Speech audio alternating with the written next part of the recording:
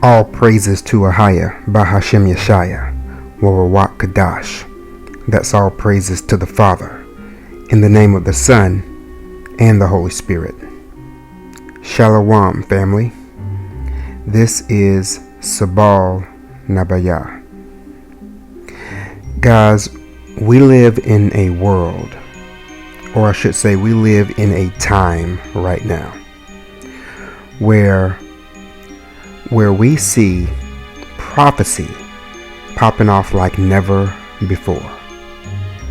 Because of that, we cannot afford to be spiritually unaware. So today we're going to do a little education and edification via the Holy Spirit. Welcome to Spiritual Biology 101. As always, we're going to start in Isaiah 28 verses 9 and 10. Whom shall he teach knowledge, and whom shall he make to understand doctrine? Them that are weaned from the milk and drawn from the breast. For precept must be upon precept, precept upon precept, line upon line, line upon line, here a little and there a little.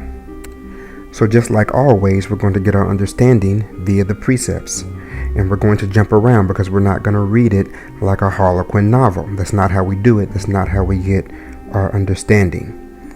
Now go to Psalms chapter 119. And we're going to go to verse 104. That's Psalm 119, 104. Through thy precepts I get understanding. Therefore I hate every false way. Now drop down to verse 128. Therefore I esteem all thy precepts concerning all things to be right, and I hate every false way. So we know that when we get our understanding this way, that we're doing it the right way. And we hate every false way. Now go to Ephesians chapter 6, and we're going to read verse 12. That's Ephesians chapter 6, verse 12. For we wrestle not against flesh and blood, but against principalities, against powers, against the rulers of darkness of this world, against spiritual wickedness in high places.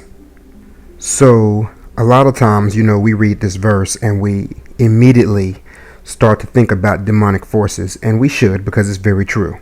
There are many demons out there that are working against us. But how many of you know that it's not always per se a demon that we're fighting against? Let's go to Isaiah chapter 45, and we're going to read verse 7. That's Isaiah chapter 45, verse 7. It says, I form the light and create darkness. I make peace and create evil. I, the Most High, do all these things. So we're seeing here that the Most High says he creates evil. How many of you know that the way he made this world was perfect? He made it to do exactly what it needed to do. There are reasons that there are spirits that do things other than just do quote unquote good things for us. Today we're going to actually explore some of those spirits, and we're going to see how it is that they work with us, with our flesh, how we're supposed to deal with them. We're going to look at those things. One thing you have to think about is the fact that, yes, we can talk about the origin of demons, or as we call them, evil spirits, and we can go back to Genesis 6. But ask yourself the question, why did Lucifer succumb to pride? What was that? Was that 100% Lucifer? Or was even Lucifer dealing with an evil spirit? Let's take a look. Let's go to the Testament of Reuben. That's the Testament of Reuben in the 12 Patriarchs. We're going to go to the Testament of Reuben, chapter 2, and we're going to read verses 1 through 9. That's the Testament of Reuben, chapter 2, verses 1 through 9. And now hear me, my children, what things I saw concerning the 7 spirits of deceit when I repented. 7 spirits, therefore, are appointed against man, and they are the leaders in the works of youth. And 7 other spirits are given to him at his creation, that through them should be done every work of man. The first spirit is the spirit of life, with which the constitution of man is created. The second is the sense of sight, with which ariseth desire. The third is the sense of hearing, with which cometh teaching. The fourth is the sense of smell, with which tastes are given to draw air and breathe. The fifth is the power of speech, with which cometh knowledge. The sixth is the sense of taste, with which cometh the eating of meats and drinks, and by its strength is produced, for in food is the foundation of strength. The seventh is the power of procreation at sexual intercourse, with which through love of pleasure sins enter in. Wherefore, it is the last in order of creation, and the first in that of youth, because it is filled with ignorance, and leadeth the youth as a blind man to a pit, and as a beast to a precipice. So when we read about the evil spirits in Enoch, understand that those evil spirits wouldn't even have any power if they didn't work in concert with spirits that were already created, because the Most High, He creates evil. And these spirits we are talking about were actually appointed against man. Now, I want to show you something else. Let's go to the Testament of Reuben, chapter 3, and we're just going to read verses 1 and 2. Besides all these, there is an 8th spirit of sleep, with which is brought about the trance of nature and the image of death. With these spirits are mingled the spirits of error. Now we're going to get into those spirits of error, but not yet. First, we're going to talk about these first spirits. So first it mentioned the spirit of life. You say, how can life be a bad thing? Let's go to Ecclesiastes chapter 11 and read verse 9 and 10. That's Ecclesiastes chapter 11 and read verse 9 and 10. Rejoice, O young man, in thy youth, and let thy heart cheer thee in the days of thy youth, and walk in the ways of thine heart, and in the sight of thine eyes. But know thou that for all these things Ahijah will bring thee into judgment. Therefore, remove sorrow from thy heart, and put away evil from thy flesh, for childhood and youth are vanity. So when you are young, in error, you feel like you are so full of life, and you've got all this life to live. You're so vigorous, and you will go forth and you will do things, not even thinking about the repercussions of those things. That's why so many times we think of the youth as being foolish, because they don't temper their living with wisdom. Let's keep reading.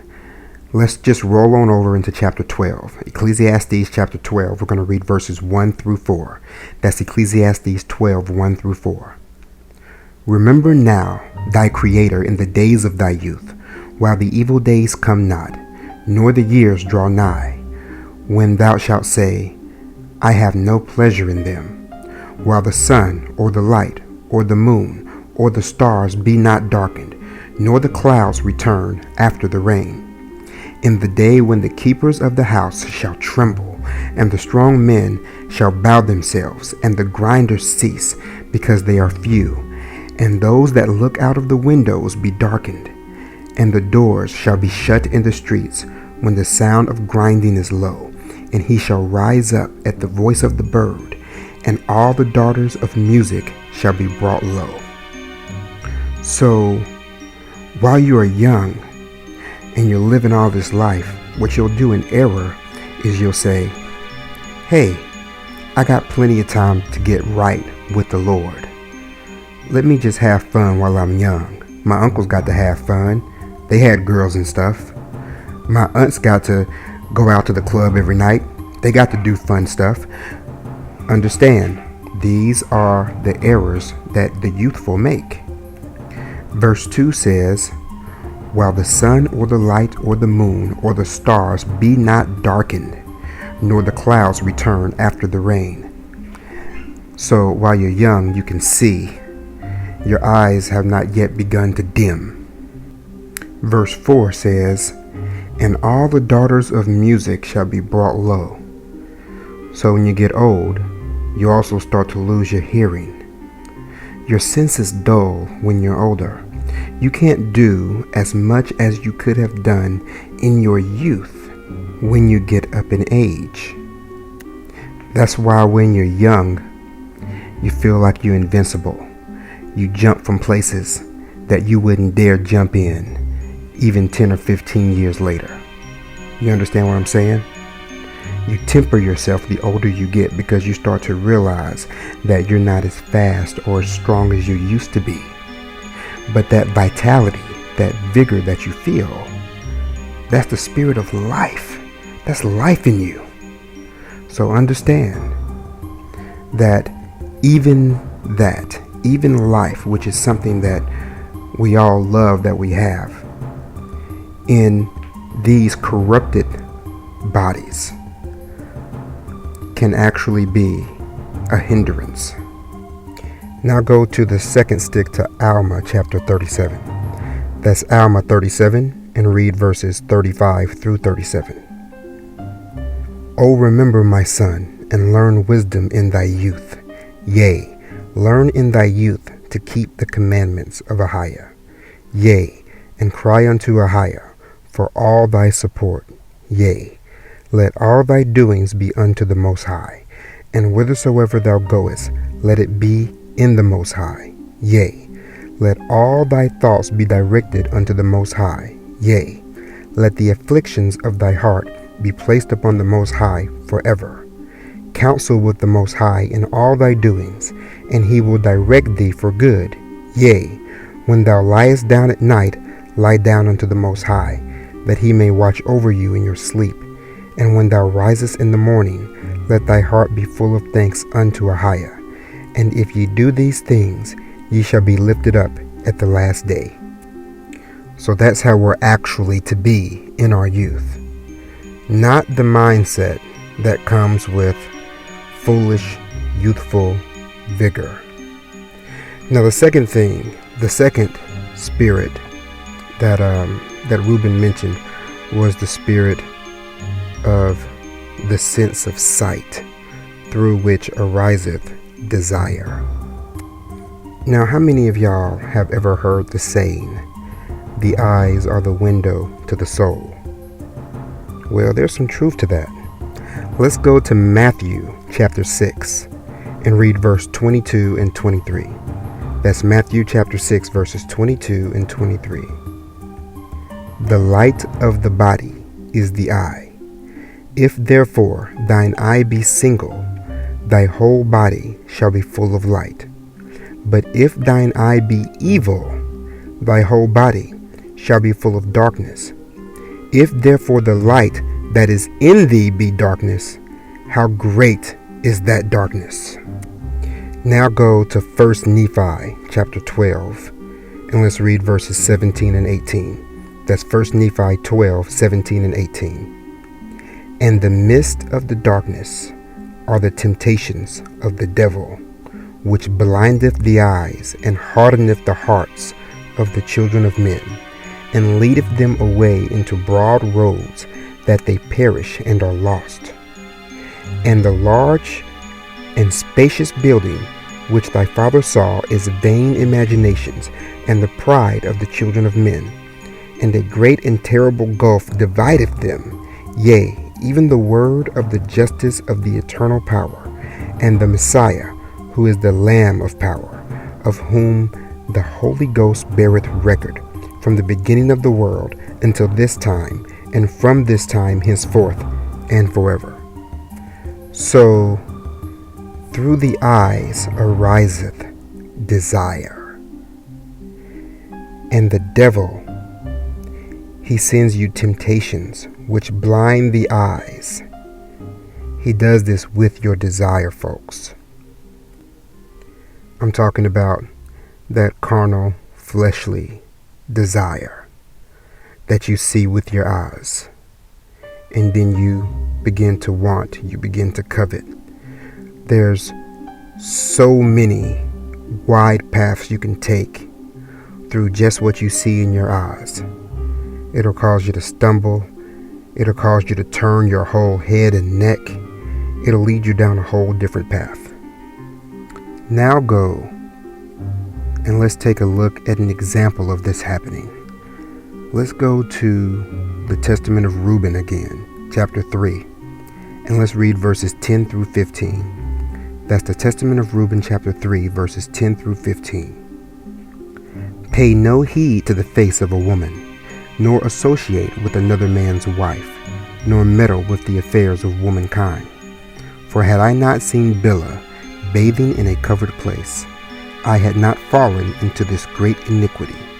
For my mind, taking in the thought of the woman's nakedness, suffered me not to sleep until I had wrought the abominable thing.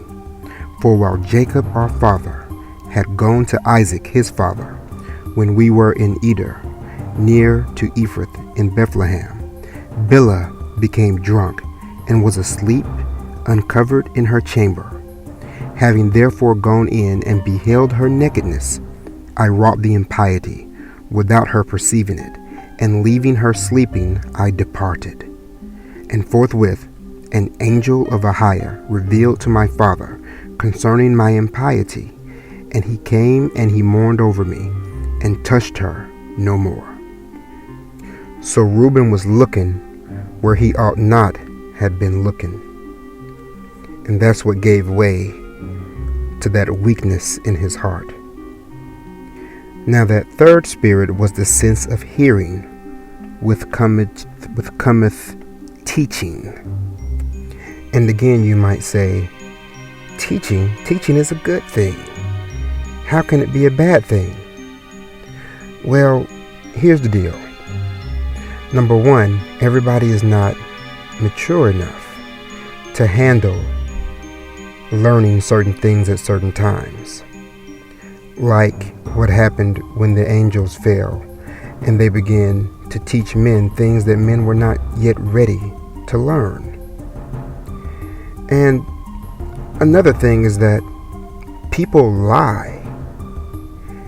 And if someone is teaching lies, then how are you going to receive the lie?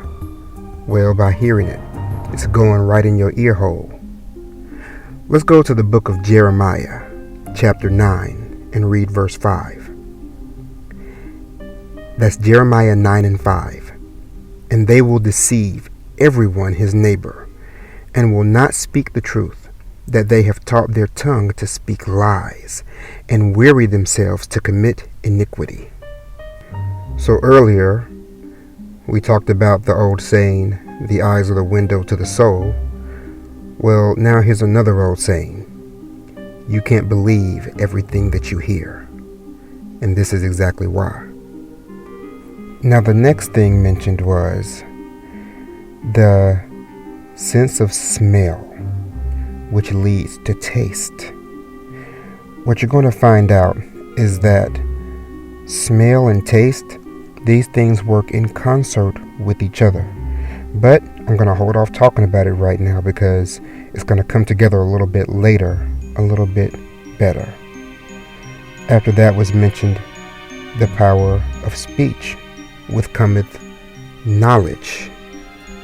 Now I'm not going to go into a full dissertation on the dangers of higher knowledge, but it's not unlike what we just spoke about. The way we just talked about how actually deceitful teachings or even higher teachings that you're just not ready for. All knowledge isn't something that we're ready to learn about. You wouldn't go in and teach your 3-year-old about sex or a number of things. You wouldn't talk to him about the 15 different ways you can kill a man. You just don't tell a 3-year-old those things.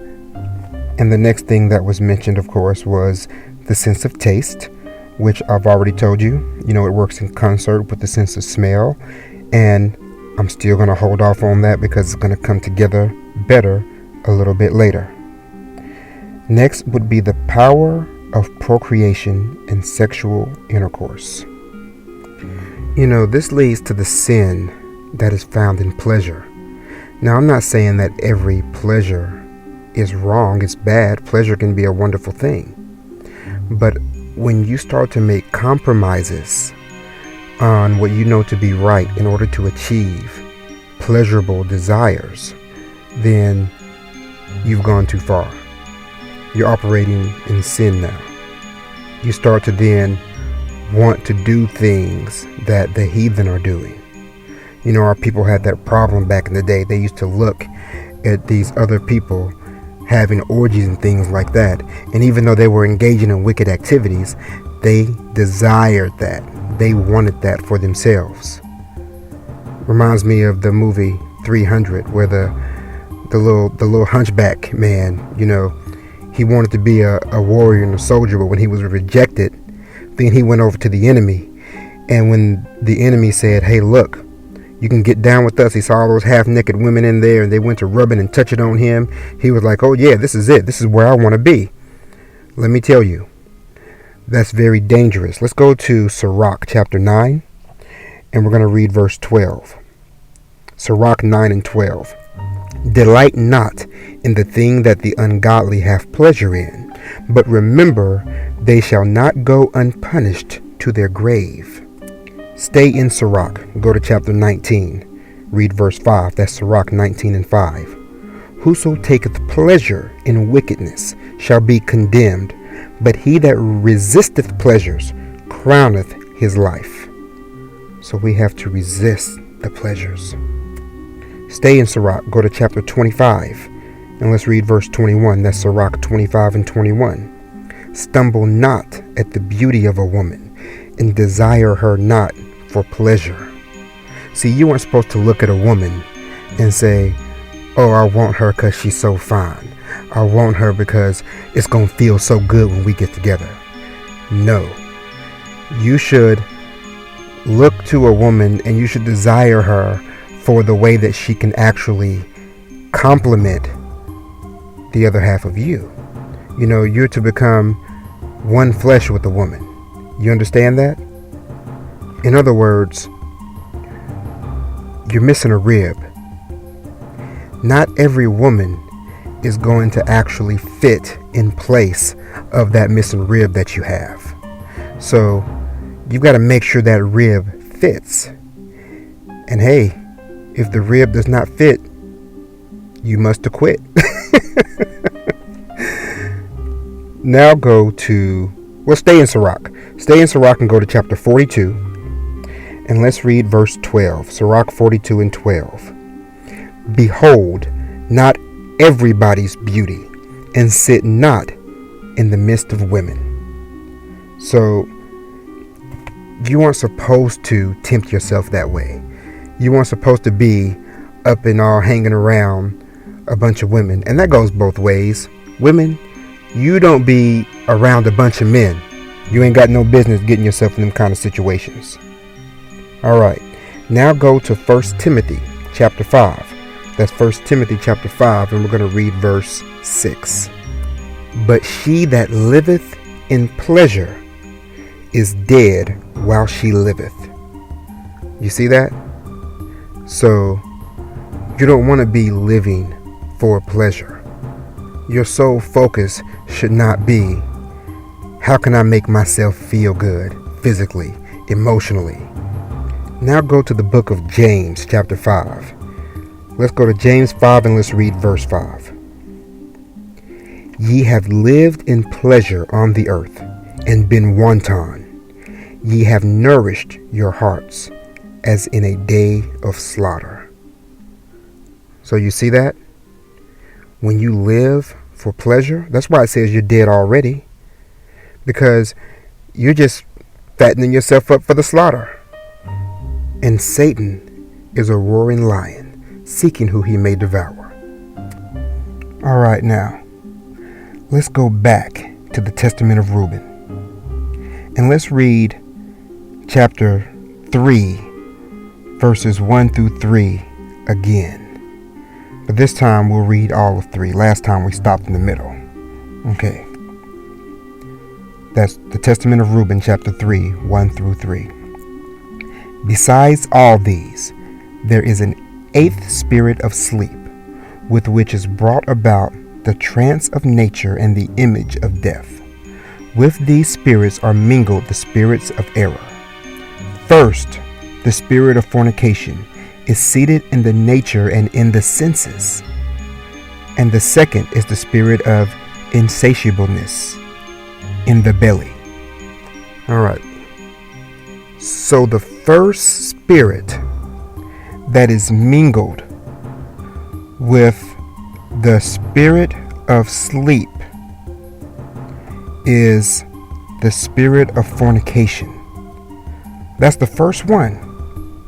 Now that's deep, because it says, besides all these, there is an 8th spirit of sleep. So sleep is one of these things that is against man. You guys know that we're born in sin. And then the first spirit that is mingled with the spirit of sleep is what? Fornication. Now let's go to Wisdom of Solomon, chapter 7. That's Wisdom of Solomon, chapter 7, and we're going to read verses 1 through 6. I myself also am a mortal man, like to all, and the offspring of him that was the first made of the earth. And in my mother's womb was fashioned to be flesh in the time of 10 months, being compacted in blood of the seed of man, and the pleasure that came with sleep. So Solomon is saying right here, he knows that what happened was, when he was born in that moment of pleasure, he was born right there in sin. And that spirit that was entering in, that was dealing with that was the first spirit right there. So already off the back, he knows he's born in sin. Check this out. And when I was born, I drew in the common air and fell upon the earth, which is of like nature. And the first voice which I uttered was crying, as all others do. I was nursed in swaddling clothes, and that with cares. For there is no king that had any other beginning of birth. For all men have one entrance into life, and the like going out. So understand that he's telling you, Solomon is telling you, that he understands these teachings that are in the 12 patriarchs. He understands what Reuben was talking about, where Reuben said that there's the 8th spirit of sleep, which is brought about by the trance of nature and the image of death. You understand that? Because to be born in this flesh, it already means that you're entering into a state of what? I don't know what the word is, but we're going to use the word decay, because this flesh cannot last forever. You understand that? So Solomon is letting you know right here that he understands exactly what Reuben was talking about. And fornication is the very first of these spirits.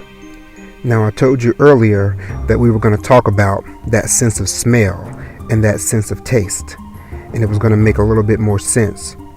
Well, I'm going to show you now how those are actually linked to fornication. Let's go to the Testament of Naphtali, and we're going to read chapter 2, verse 8. That's the Testament of Naphtali, chapter 2, verse 8. For the Most High made all things good in their order, the 5 senses of the head, and he joined on the neck to the head, adding to it the hair also for comeliness and glory.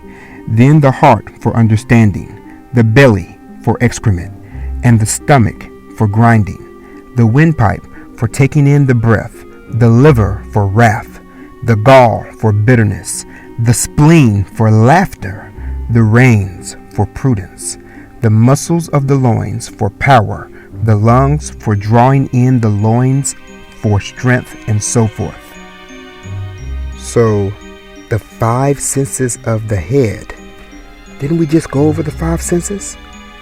The sense of sight, hearing, smell, taste, and speech, which actually has a different connotation than actual just speaking. Because understand that with speech comes knowledge. So it's really not talking about speaking, but it's talking about what today you might call knowledge. That's why in the Testament of Reuben chapter 2, verse 7 says, "The 5th is the power of speech, with cometh knowledge."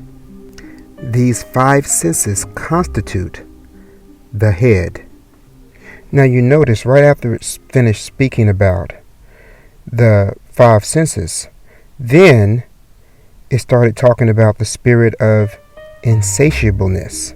I think today we would probably say insatiability. I'm really not sure, but it lets you know that it's in the belly. So let's take a look at this belly. See about this spirit that's afflicting the belly. Let's go to Proverbs chapter 23, and let's read verse 2.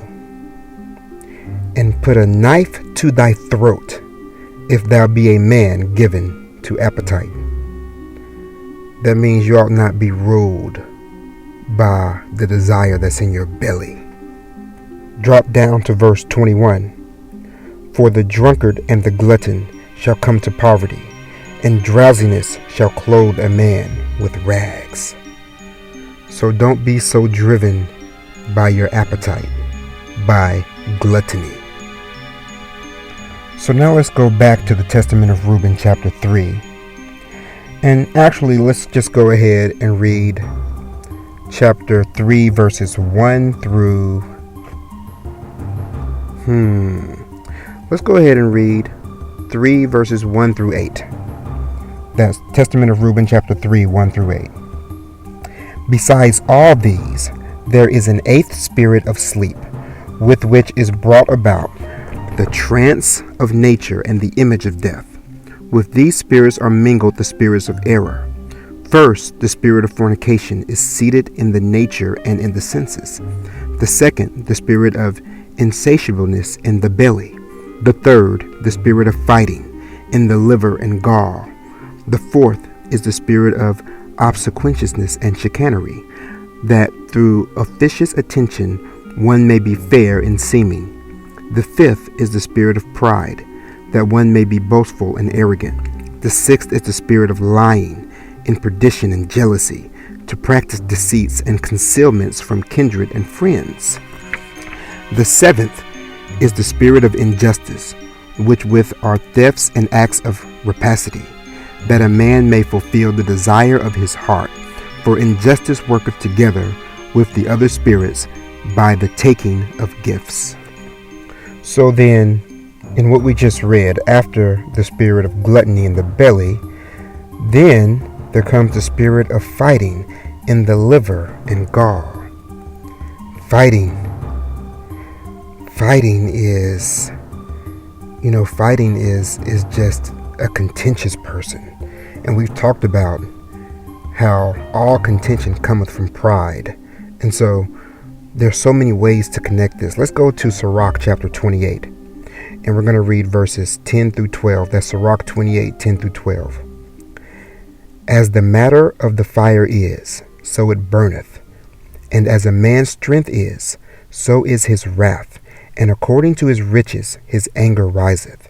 And the stronger they are which contend, the more they will be inflamed. And hasty contention kindleth a fire, and then hasty fighting sheddeth blood. If thou blow the spark, it shall burn. If thou spit upon it, it shall be quenched. and both these come out of thy mouth. So this goes back to, did you guys see my lesson on irascibility? If you haven't seen it, I suggest that you watch it, because this goes hand in hand with that. It shows you how irascibility actually is a spirit that works against us. You know, that's this contention. Now stay in Sirach, and let's go to chapter 8, and we'll read verses 10 and 11. That's Sirach 8, 10 and 11. Kindle not the coals of a sinner, lest thou be burnt with the flame of his fire.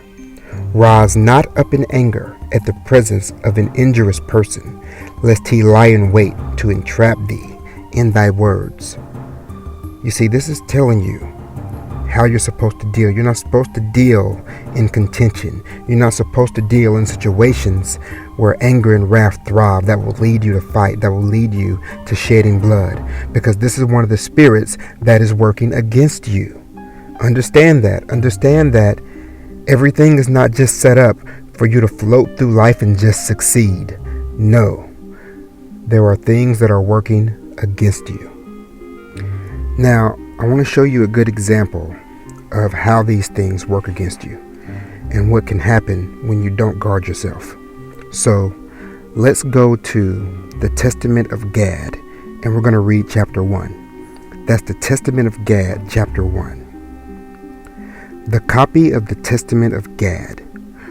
What things he spake unto his sons in the 125th year of his life, saying unto them, Hearken, my children. I was the 9th son born to Jacob, and I was valiant in keeping the flocks. Accordingly, I guarded at night the flock, and whenever the lion came, or the wolf, or any wild beast against the fold, I pursued it, and overtaking it, I seized its foot with my hand, and hurled it about a stone's throw, and so killed it. Now Joseph, my brother, was feeding the flock with us for upwards of 30 days, and being young, he fell sick by reason of the heat. And he returned to Hebron to our father, who made him lie down near him, because he loved him greatly. And Joseph told our father that the sons of Zilpah and Bilhah were slaying the best of the flock, and eating them against the judgment of Reuben and Judah. For he saw that I had delivered a lamb out of the mouth of a bear, and put the bear to death, but had slain the lamb, being grieved concerning it, that it could not live, and that we had eaten it. And regarding this matter, I was wroth with Joseph, until the day that he was sold. And the spirit was in me, and I wished not either to hear of Joseph with the ears, or see him with the eyes, because he rebuked us to our faces, saying that we were eating of the flock without Judah. For whatsoever things he told our father, he believed him. So here in chapter 1 of the Testament of Gad, what Gad is explaining to you is that there was a misunderstanding between he and Joseph, because Joseph was not there to see everything that had transpired, because he fell sick. But what he did see was Joseph was able to see that they ate a lamb, and apparently there was an order to it. Apparently there was a way they were supposed to eat and share with everybody. But Joseph, you know, sometime when you're a child, you have a skewed viewpoint of things. And, you know, I've lived that. I've been in a situation where, matter of fact, something very similar to this happened to me, and my grandmother whooped my butt because of it. Now, looking back at it, I can see why she whooped my butt. But at the time, I was mad with my little cousin Oliver, and I was upset about the whole situation. But anyway, I'm getting ahead of myself. What happened was they had a disagreement, and not so much a disagreement, this was a misunderstanding. And because of that, Joseph went and told on him. He told Daddy, oh, this is what they doing. So that created this anger, that created this contention that was in the heart of Gad. Now let's go and we're going to stay in the Testament of Gad, but now we're going to read chapters 3 through 5. Don't worry, they're short. Testament of Gad, chapters 3 through 5. And now, my children, hearken to the words of truth, to work righteousness, and all the law of the Most High, and go not astray through the spirit of hatred, for it is evil in all the doings of men. Whatsoever a man doeth, the hater abomineth him. And though a man worketh the law of the Lord, he praiseth him not. Though a man feareth the Most High, and taketh pleasure in that which is righteous, he loveth him not. He dispraiseth the truth. He envieth him that prospereth. He welcometh evil speaking. He loveth arrogance. For hatred blinded his soul. And I also then looked on Joseph. Beware, therefore, my children, of hatred, for it worketh lawlessness even against the Most High himself. For it will not hear the words of his commandments concerning the loving of one's neighbor, and it sinneth against God. For if a brother stumble, it delighteth immediately to proclaim it to all men, and is urgent that he should be judged for it, and be punished, and be put to death. And if it be a servant, it stirreth him up against his master, and with every affliction it deviseth against him, if possibly he can be put to death. For hatred worketh with envy also against them that prosper. So long as it heareth of or seeth their success, it always languisheth. For as love would quicken even the dead, and would call back them that are condemned to die, so hatred would slay the living, and those that had sinned venially it would not suffer to live. For the spirit of hatred worketh together with Satan, through hastiness of spirit, in all things to men's death. But the spirit of love worketh together with the law of the Most High, in long suffering, unto the salvation of men. Hatred therefore is evil, for it constantly mateth with lying, speaking against the truth. And it maketh small things to be great, and causeth the light to be darkness, and causeth the sweet bitter, and teacheth slander, and kindleth wrath, and stirreth up war and violence, and all covetousness. It filleth the heart with evils and devilish poison. These things therefore I say to you from experience, my children, that ye may drive forth hatred, which is of the devil, and cleave to the love of the Most High. Righteousness casteth out hatred, humility destroyeth envy. For he that is just and humble is ashamed to do what is unjust, being reproved not by another, but by his own heart of the Most High overcometh hatred. For fearing lest he should offend the Most High, he will not do wrong, for any true repentance after a godly sort destroyeth ignorance, and driveth away the darkness, and enlighteneth the eyes, and giveth knowledge to the soul, and leadeth the mind to salvation. And those things which it hath not learnt from man, it knoweth through repentance. For the Most High brought upon me a disease of the liver, and had not the prayers of Jacob my father succored me, it had hardly failed, but my spirit had departed. For by what things a man transgresseth, by the same also is he punished.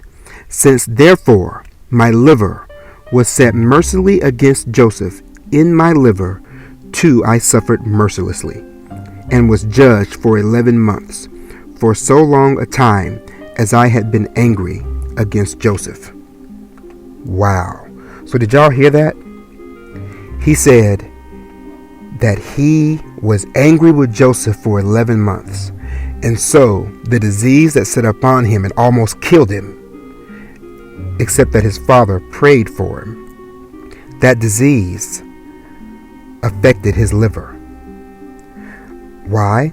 Because what was it that he had? He was angry. He was bitter. Didn't we just read earlier that anger and bitterness is in the liver, and the gall. So these are the organs that would be affected by such things. You see why I titled this lesson Spiritual Biology? I'm showing you that your body is tied to these different spirits. And when you operate the wrong way, then your physical body will be affected by these things. Let me tell you, what are Gadites suffering from today? Yeah, a whole lot of them have liver disease. Look it up. Look and see how these people are being affected. Why? Because they are the children. We are the children of our forefather. Do you understand that? Do you understand that the things that are in us are inherited? That's why we have to ask for forgiveness. We have to repent for the sins of our forefathers. We have to change the way we think. We have to turn around. We can't continue to walk in these ways because, oh, well, my mom and daddy, they believe this way, so I'm going to believe this way. They can't be wrong. Don't you understand how foolish that is? You don't want to pick up the second stick because your parents didn't believe in the second stick, but your parents were operating in ignorance, and you have been blessed with the opportunity to hear the truth, and you want to turn your back on it? Foolishness. Let the testament of Gad serve as a warning. Look back and just see what he went through. Look what all that fighting caused him. You understand that? If you're going to fight, fight for the Most High. Let it be a righteous fight. But this fighting that comes up from your petty quarrels and irascibility, pride and contention, that kind of fighting is going to lead not only to somebody else being hurt, but it's going to lead to you being hurt. Because these words in this book, they don't lie. You act up if you want to, see don't your liver go to hurting. Now the next things mentioned are the spirit of obsequiousness and chicanery. So obsequious means to be servile. It's a state of being a servant. And chicanery is like a type of flattery that is meant to deceive. In other words, if you are someone who is going around and you are catering to someone, you're saying flattering words to them, you're building them up, but that's not really how you feel, because you're really building them up to use them. You're building them up to get what you want to get out of them. You understand? Well, that is one of these spirits of error. So it says being officious. Officious is aggressive attention. That means that not only are you're flattering them and you're being servile, but you won't quit with it. They don't even know how to deal with this overwhelming force of you just continually flattering them and building them up. But that's why the scriptures speak against that. They warn you against those type of people. Job 17 verse 5 says, "He that speaketh flattery to his friends, even the eyes of his children shall fail." Proverbs chapter 6 verse 24. "To keep thee from the evil woman, from the flattery of the tongue of a strange woman. Lust not after her beauty in thine heart, neither let her take thee with her eyelids." So understand that there are many examples like this also, where the scriptures actually speak of the dangers of flattery. We're not going to go into all of them today, but there's a bunch of them. Now, the next thing that was mentioned was the spirit of lying. Wow. And this is a big one, and I don't think I have to explain to anyone why lying itself is sinful. But let's go to Proverbs chapter 6, because I'm going to show you something. We're going to link lying. Let's go to Proverbs chapter 6, and we're going to read verses 16 and 17. These 6 things doth the Most High hate, yea, 7 are an abomination unto him: a proud look, a lying tongue, and hands that shed innocent blood. I went there because it says the Most High hates a lying tongue. All through the scriptures, you're going to see those words put together over and over again. Lying tongue, lying tongue, lying tongue. It's over and over again. Why? Because that's where the danger is with that particular body part. It's in your tongue. Stay in Proverbs. Let's go to chapter 26, and we're going to read verse 28. That's Proverbs chapter 26, and we're going to read verse 28. A lying tongue hateth those that are afflicted by it, and a flattering mouth worketh ruin. Wow, you see that? So now you see how flattery is actually rolling over now into lying. These things work together. That tongue is something big. As a matter of fact, let's go to James chapter 3, and we're going to read verses 4 through 8. That's the book of James chapter 3, and we're going to read verses 4 through 8. Behold also the ships, which though they be so great, and are driven of fierce winds, yet are they turned about with a very small helm, whithersoever the governor listeth. Even so, the tongue is a little member, and boasteth great things. Behold, how great a matter a little fire kindleth. And the tongue is a fire, a world of iniquity. So is the tongue among our members, that it defileth the whole body, and setteth on fire the course of nature, and is set on fire of hell. For every kind of beast, and of birds, and of serpents, and of things in the sea is tamed, and hath been tamed of mankind. But the tongue can no man tame. It is an unruly evil, full of deadly poison. And how many of you have experienced that? How many of you have said hurtful things, or have had hurtful things said to you? It's not always so easy, because in the heat of the moment, we can say some things, but let me tell you, you can really cut down on that if you practice the fruits of the Spirit. If you practice living these scriptures, if you practice keeping these laws. Now that 7th spirit was the spirit of injustice, with which are thefts and acts of rapacity, that a man may fulfill the desire of his heart. So understand, people, that fulfilling the desire of your heart should never be your goal. This spirit actually works with what organ? It works with your heart. Jeremiah 17. The heart is deceitful above all things, and desperately wicked. Who can know it? See, your heart will actually just kind of, what's the word I'm looking for? What's the present participle of the verb wrought? Your heart will, how do I say wrought? I just can't use that word because I don't know what it is. Okay, let's use a different word. Your heart will create all manner of wickedness. Your heart will render, I like that word. Your heart will render all matter of wickedness.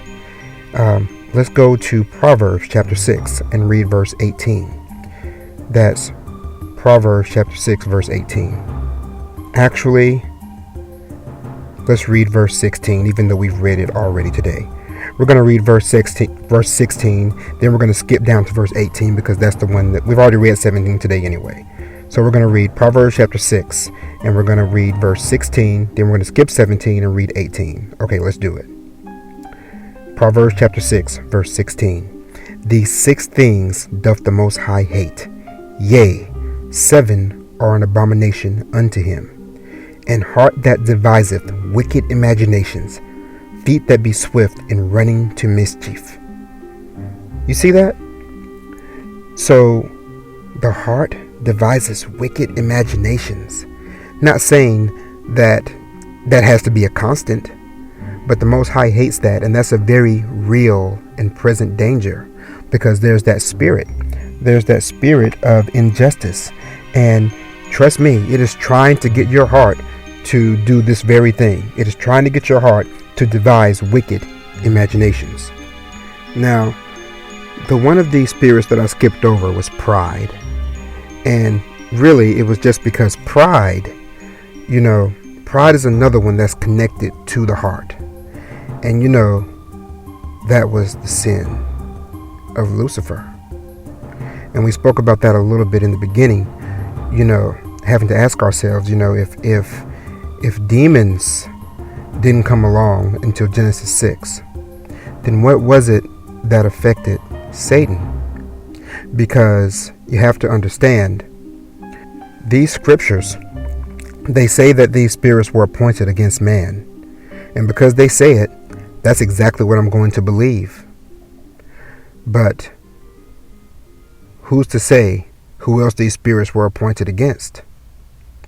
And if we were all made the way the Most High wanted us to be made, then what was it that really caused Satan to fall? Did Satan give ear to one of these spirits? I don't know. I don't have that answer. And I'm not here to suppose it. I'm not going to suppose it unless I can actually find it written in scripture, then I entertain that thought. But, the whole point that I'm driving is I want you to understand that there are spirits that are appointed against mankind. Satan knows it. He is not ignorant to these spirits. And he uses our ignorance to get us to fall prey to these spirits. But when thinking about pride, you have to wonder, what came first, the chicken or the egg? What came first, the pride or the spirit of pride?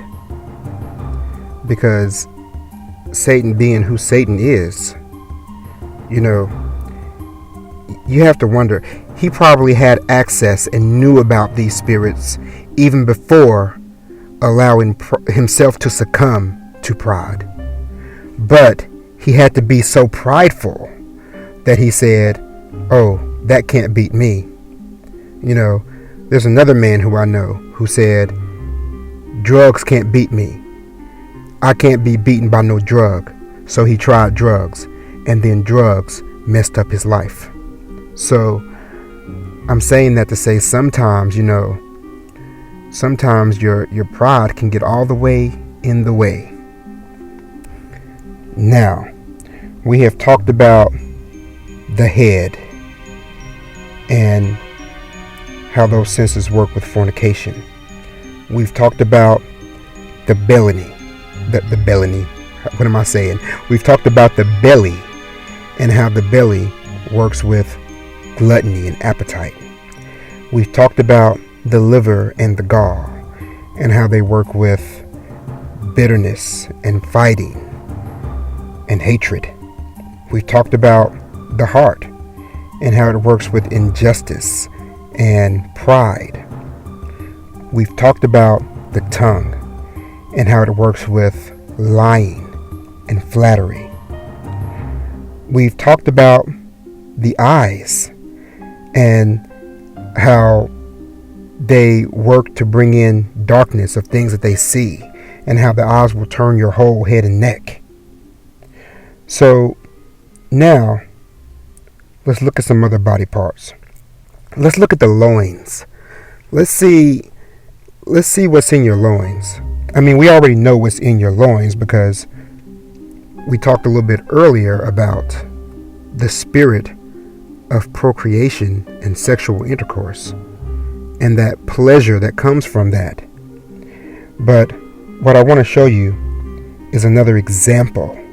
So let's go to the Testament of Reuben, chapter 1, and let's read verses 5 through 10. That's the Testament of Reuben, chapter 1, verses 5 through 10. And he arose and kissed them, and said unto them, Hear, my brethren, and do ye, my children, give ear to Reuben your father, in the commandments which I give unto you.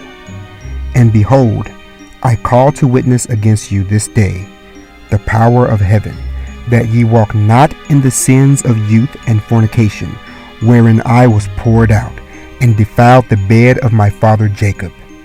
And I tell you that he smote me with a sore plague in the loins for 7 months. And had not my father Jacob prayed for me to the Most High would have destroyed me, for I was 30 years old when I wrought the evil thing before the Most High, and for 7 months I was sick unto death. And after this I repented with set purpose of my soul for 7 years before the Most High. And wine and strong drink I drank not, and flesh entered not into my mouth, and I eat no pleasant food. But I mourned over my sin, for it was great, such as had not been in Israel. So, look at that. Reuben, for what he did to his father's wife, for him going in there, seeing her passed out and naked and jumping on it, for him doing that, he was smote with a fire in his loins. Goodness gracious. How many people do you know today that are walking around smote with the fire in their loins because they couldn't keep it in their pants? Don't tell me these scriptures ain't real. I know they real. Now, we already read in the Testament of Naphtali, chapter 2, verse 8. But we're going to go back to chapter 2, verse 8 again, Testament of Naphtali, because I want to show y'all these kidneys. So, Testament of Naphtali, chapter 2, verse 8. Well, you know what? Let's just go to, let's see. Well, nope. I was going to say let's go to the last sentence, but it's a long sentence. So let's just read the whole thing. Okay. Testament of Naphtali, chapter 2, verse 8. For the Most High made all things good in their order, the 5 senses in the head, and he joined on the neck to the head, adding to it the hair also for comeliness and glory, then the heart for understanding, the belly for excrement, and the stomach for grinding, the windpipe for taking in the breath, the liver for wrath, the gall for bitterness, the spleen for laughter, the reins for prudence, the muscles of the loins for power, the lungs for drawing in the loins for strength, and so forth. Now, do you see where it says the reins for prudence? When you read the reins, understand that reins are referring to kidneys. It's the same thing. It's the same Hebrew word. So when you go and you look up the Strongs for the word reins, you're going to see the word there. Let me see what the word is. The word for reins is kilia, and it is also the word for kidneys. So kidneys are reins. Now it says the reins for prudence, so it says the kidneys for prudence. If you don't know what prudence means like the regard for your own care or for your own interests, being wise in the governing of your own body. So when it says the reins for prudence, you have to think about What happens when you drink alcohol? You drink alcohol, and what does alcohol affect? Alcohol affects your kidneys, but then it also affects your control. You're not in control of all your actions because the alcohol is affecting your kidneys. So earlier we had the old saying, the eyes are the windows to the soul.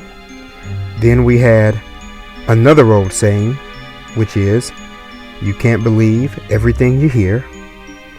And now I'm going to give you more of a new saying, which is, Jesus, take the wheel. Because reins were used to control animals. So it's essentially saying, that saying is saying, Yeshaya, take the reins. The control. That's why the kidneys are for prudence. So, guys, I hope you've been edified today. I hope you see how these different spirits, actually work against us, but then they also reside inside of our body, and they actually work harder. Each spirit works differently on different parts of the body. You understand that?